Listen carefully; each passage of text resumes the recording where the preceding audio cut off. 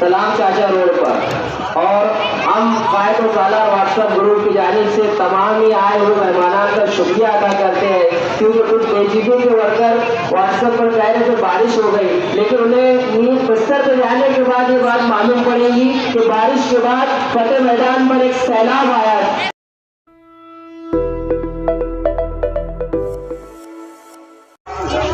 दो शेर से करते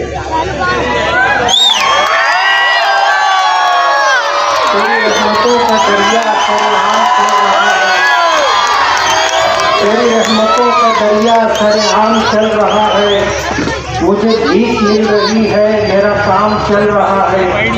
तेरे नाम का वजीफा मेरी जिंदगी का हासिल, तेरे नाम की बदौलत मेरा काम चल रहा है।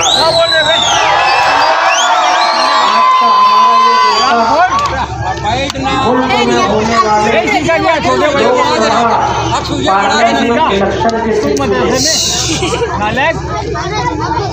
और इस इलेक्शन में उम्मीदवारी करने का हर हिंदुस्तानी को हक है। हिंदुस्तान में रहने वाला हर वो शख्स जो हिंदुस्तानी शहरी है, वो इस मुल्क में ग्राम पंचायत से लेकर के पार्लियामेंट तक का इलेक्शन लड़ सकता है।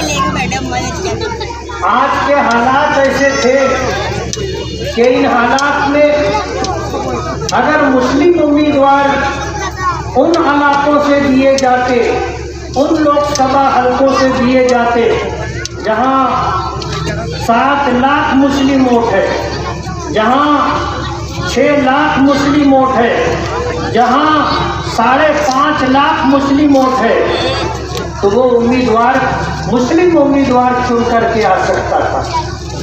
मुल्क को आज़ाद हुआ, कांग्रेस पार्टी की हुकूमत कायम हुई और मुसलमानों पर जिस तरह के हालात गुजरे वो हमारे आबाओ अजदाद को पता है।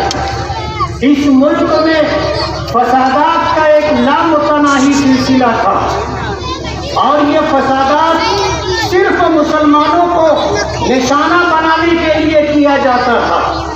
तबाही और बर्बादी होती थी तो मुसलमानों की होती थी, अमलाक लूटी जाती थी तो मुसलमानों की लूटी जाती थी, और अगर प्रॉपर्टी जलाई जाती थी तो मुसलमानों की प्रॉपर्टी जलाई जाती थी।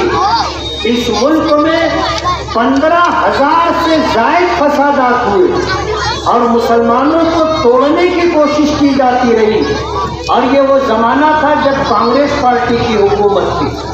कांग्रेस पार्टी कोई मुसलमानों के लिए बहुत अच्छी पार्टी है ऐसा नहीं है। सच्चर कमीशन की रिपोर्ट ने हमें ये बताया कि इस मुल्क में मुसलमान दलितों से ज़्यादा पसमानदा है, और ये दुर्गत हमारी अगर किसी पार्टी ने बनाई है तो वो कांग्रेस पार्टी ने बनाई। आज परभनी जैसा इलाका जहाँ 7.5 लाख मुस्लिम वोट है, कांग्रेस पार्टी ने किसी मुस्लिम शख्स को उम्मीदवार नहीं बनाया। जहाँ 6 लाख वोट है, बम्बई जैसे कुछ इलाके, वहां पर मुस्लिम को उम्मीदवारी नहीं दी गई। हमारा ये धुलिया मालेगांव लोकसभा हल्का 5.5 लाख मुस्लिम वोट है, मुसलमान को उम्मीदवारी नहीं दी गई। उम्रे पर जाने से पहले मैंने इस बात की वजाहत की थी कि अगर महाविकास अघाड़ी की तरफ से उम्मीदवारी दी जाएगी तो हम पार्लियामेंट इलेक्शन लड़ने के सिलसिले में सोचेंगे, लेकिन महाविकास अघाड़ी ने यानी कांग्रेस, एनसीपी, समाजवादी और शिवसेना उद्धव ठाकरे, इन चारों पार्टियों ने पूरे महाराष्ट्र में किसी मुसलमान को उम्मीदवारी नहीं दी। गौर करने का मकाम है। आप इससे अंदाजा कर सकते हैं कि कोई कांग्रेस पार्टी मुसलमानों का भला करने वाली हो, ऐसा नहीं।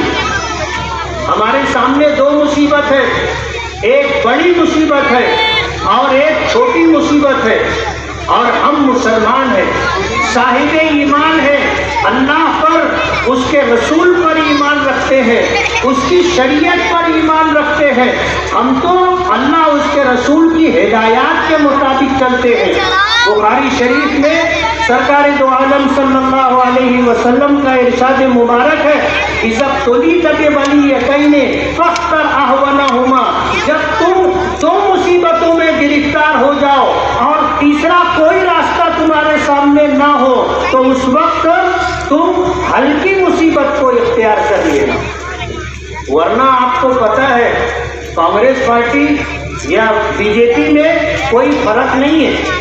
ये एक सिक्के के दो रुख है, एक हमारा खुला हुआ दुश्मन है और एक हमारा छुपा हुआ दुश्मन है। आज मुल्क के जो हालात है, इन हालात ने हमें मजबूर कर दिया, या यूं कहिए कि ये हमारी जरूरत बन गई। मुल्क में हमारी माँ और बहनों को बेपर्दा करने की कोशिश की जा रही है। हिजाब और बुर्के का मसला उठाकर पूरे मुल्क में हमारी इज्जतदार गयूर माँ और बहनों को बेपर्दा करने की साजिश की जा रही है। हमारी शरीयत को मिटाने की, खत्म करने की साजिश की जा रही है। हमसे हमारी शहरियत यानी हिंदुस्तानी होने का हक छीना जा रहा है। आज हमारी मस्जिदों पर बुलडोजर चलाए जा रहे हैं। औलिया किराम और बुजुर्गों की दरगाहें भी महफूज नहीं है। हमारे मदारिस को दहशतगर्दी का अड्डा बताया जा रहा है। सीएए का कानून ला करके इस मुल्क में जो साजिश की जा रही है वो समझने की बात है। मैं आपको बताना चाहता हूं कि 2014 से 5-10 साल जो बीजेपी की हुकूमत रही है, इन्होंने इस मुल्क में सिर्फ मुसलमानों को टारगेट किया। वो कहते हैं 80 और 20। आप समझते हो 80 और 20? 80 और 20 का मतलब ये है कि 80 हिंदू, सिख, पारसी, जैन यानी तमाम वो धर्म जो इस्लाम के मुकाबले में है वो 80 और 20 में मुसलमान। हम टारगेट है, कोई और इस मुल्क में टारगेट नहीं है। उसके लिए सीएए का कानून लाया गया।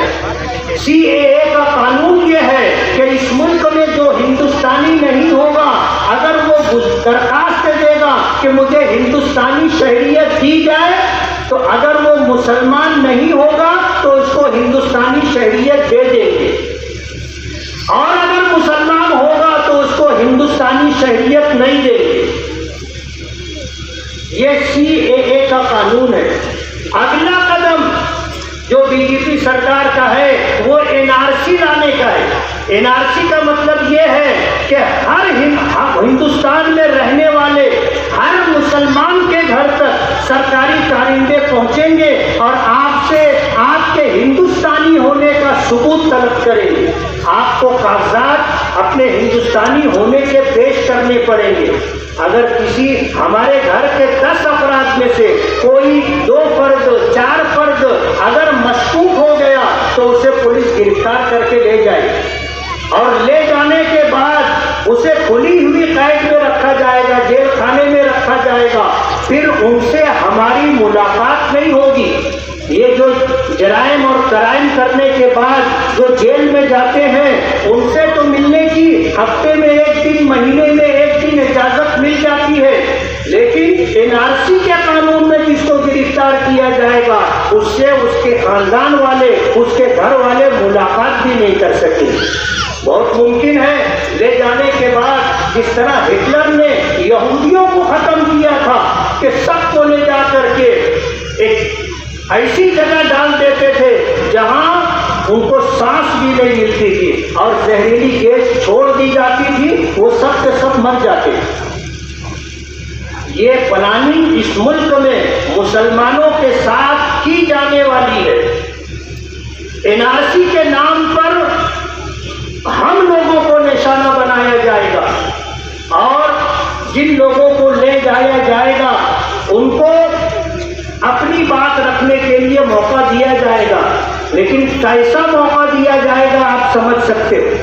हमें तो टारगेट किया गया है 80 और 20 कह करके। जिन लोगों को मशकूक करार दिया जाएगा उसे उन्हें गैर हिंदुस्तानी करार दिया जाएगा। और जाहिर बात है फिर हमारी कहीं सुनवाई नहीं होगी। सब कुछ सीधा होने के बाद तो हमें इंसाफ नहीं मिलता, और जब किसी को मशकूक करार दे दिया जाएगा, मुश्तबा